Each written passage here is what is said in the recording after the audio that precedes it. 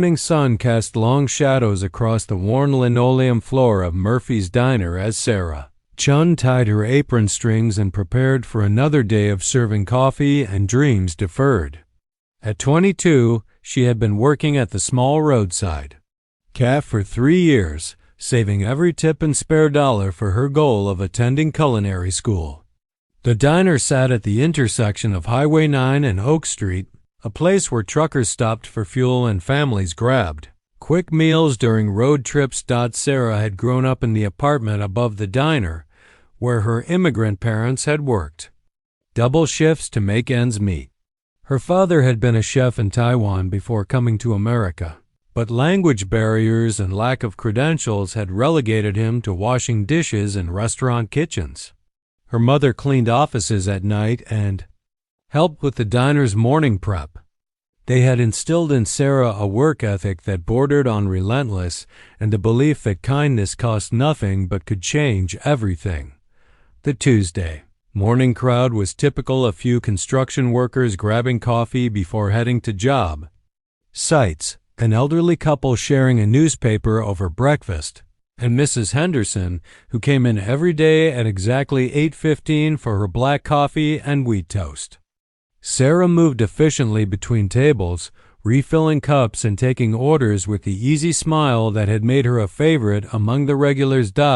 It was nearly 9:30 when the bell above the door chimed and a man stepped inside who clearly didn't belong.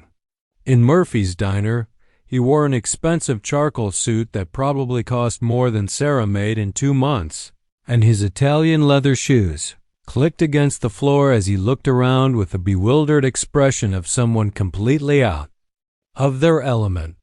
His dark hair was perfectly styled despite the stressed way he kept running his hands through it, and his watch caught the fluorescent light in a way that suggested significant value. David Hartwell paused in the doorway, his phone pressed to his ear as he spoke in urgent, clipped tones. "No, I understand the board meeting is important, but I can't be there right now. Something's come up with Emma." He ended the call with visible frustration and approached the counter where Sarah was organizing menus. "Excuse me," he said, his voice carrying the practiced authority of someone accustomed to being heard, but tempered with obvious distress.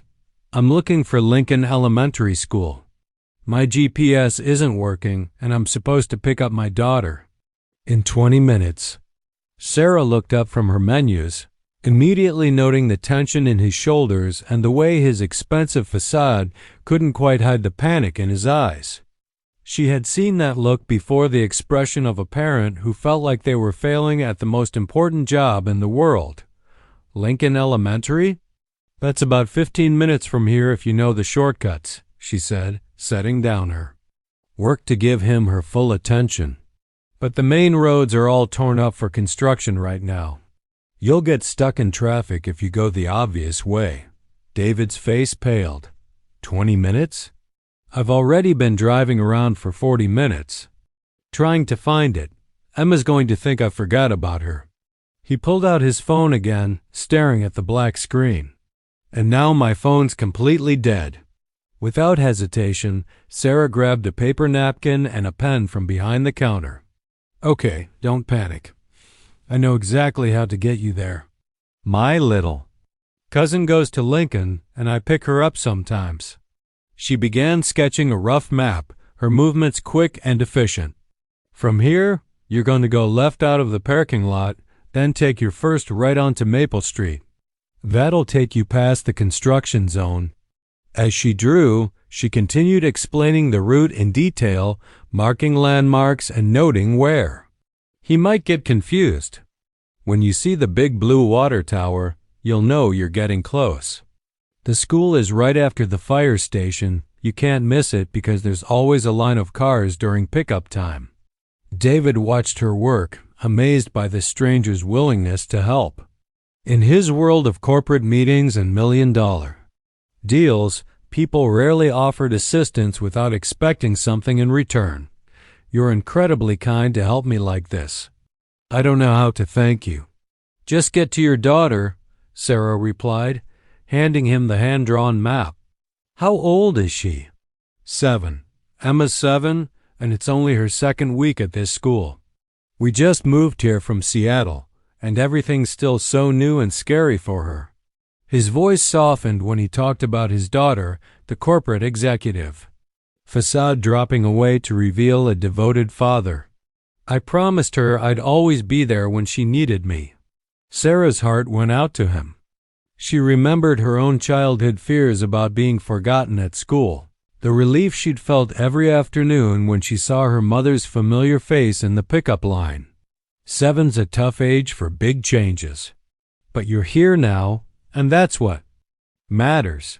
She understands that sometimes grown-ups get lost too. The thing is, David continued, his words tumbling out in the way they do when stress meets unexpected kindness. Her mother died 2 years ago in a car accident. It's just been Emma and me since then. I'm all she has, and I can't even figure out how to get to her school without getting lost. The pain in his voice was raw and honest, the kind of grief that time hadn't yet smoothed into manageable sadness. Sarah felt her